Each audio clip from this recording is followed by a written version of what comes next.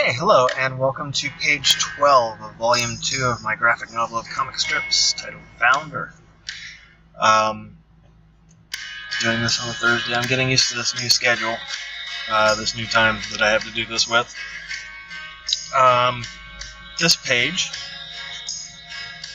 This page has a lot going on with it story-wise, but not a lot visually. It's going to use a lot of ink.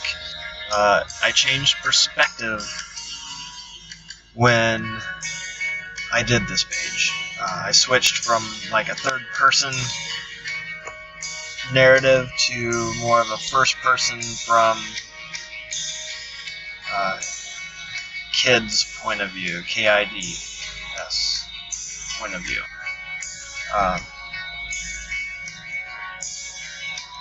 I felt that if I told the same gag the same way too many times, it would get boring. However, I felt I needed to really reiterate what this child with two hairs coming out of his head,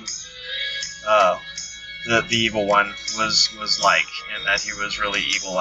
It's character development for the toddler, and so I needed to reiterate just how mischievous he is. And so I had to do maybe a continuation or, the same gag again, since the characters were already in that situation. So I had to change the point of view. And so you get to see what's going on from the kid's point of view. His eyes are shut because he's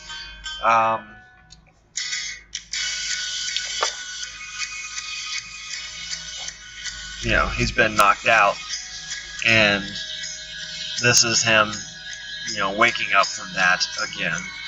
And so you get to see things from the perspective that he gets to see things from. So there's a lot of black space for the closed eyes. There's a lot of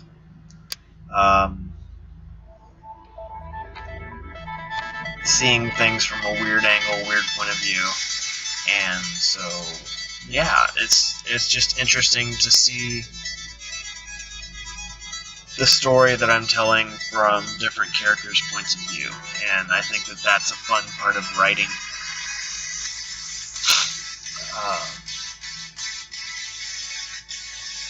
That's one of the more interesting and more creative aspects of writing for me, anyway. I have this story written.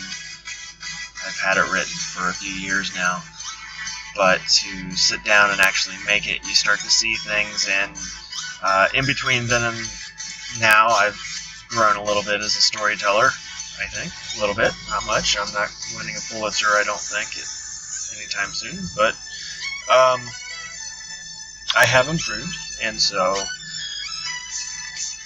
as I'm going, I see things that can be changed and altered, and perhaps one day we'll be able to publish something large enough to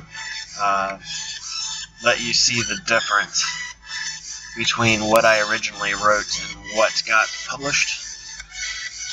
I think that would be an interesting thing to put out there. Maybe all in one page. Or, double it up as for a special edition or something, like a giant hardcover special edition, where one side of the page has the actual comic, and the other side of the page has all the thumbnails and the original, and a copy of the original handwritten page notes or writing for the page. I think that would be an interesting thing. It's neat and serendipitous that I have this page come up to make a video for now when I'm working on another page that also alters the point of view of who's telling the story, and I did not plan that. It's all serendipitous. The idea of being able to see things from somebody else's point of view, I think shows a certain level of emotional maturity on top of the intellectual. You don't necessarily have to agree with the other point of view or want to empathize or whatever with the concepts of the other point of view, but just to be able to see it and acknowledge it is, I think, a huge thing for people to be able to do. Animals can't do it. I think some religions try to get people to do it, but I don't think they come right out and say it. Yeah, so that's, I think, a big lesson. You know what? This actually carries over into my life and what's going on now, trying to see things from another person's point of view and trying to change how I react to things, taking that into consideration. I think that wow, it's all just kind of tying together. Okay, kids, so here it is.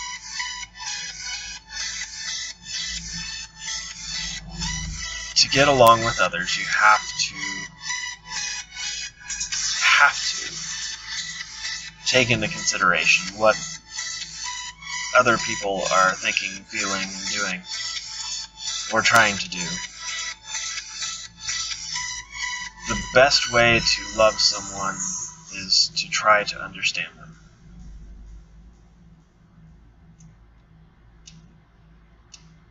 I think that's a really good way to look at it. The best way to love someone is to try to understand them and to try to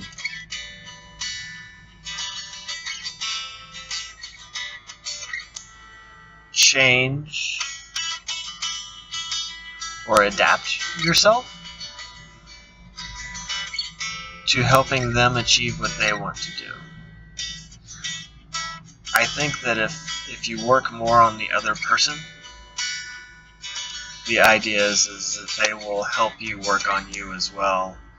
But you can't do it in a selfish way. It can't be, well, I'm helping you, so you need to help me. It just has to be I'm helping you. And I'm going to help you. And I think that's the best way to love someone.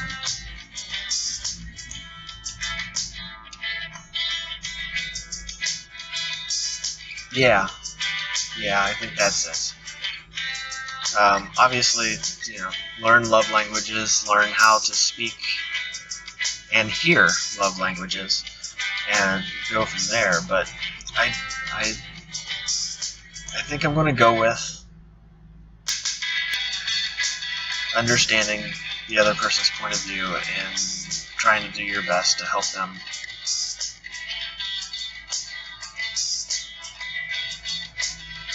As the best way to love someone. Yeah, I'm going to go with that. That's my final answer. Okay, so I got about a minute left here. Thanks for listening to me ramble. I really appreciate it. If you could, please share this video with everybody. Direct them all to my Patreon page, my YouTube page, just all of it. And Instagram, and we'll go from there. I'll put it all in the links, and I'll put it all down below wherever this gets posted. Just share it. If you can contribute a couple of bucks, please feel free. I really appreciate it. The money will go towards art supplies. And as soon as I get a free moment, as soon as I get a free moment, I'll start putting together some advertising to put on Instagram and Facebook. Thank you, Joe Lambden, for continuing to help out with this. I really appreciate it. I'll see you next week. Have a good time. Bye.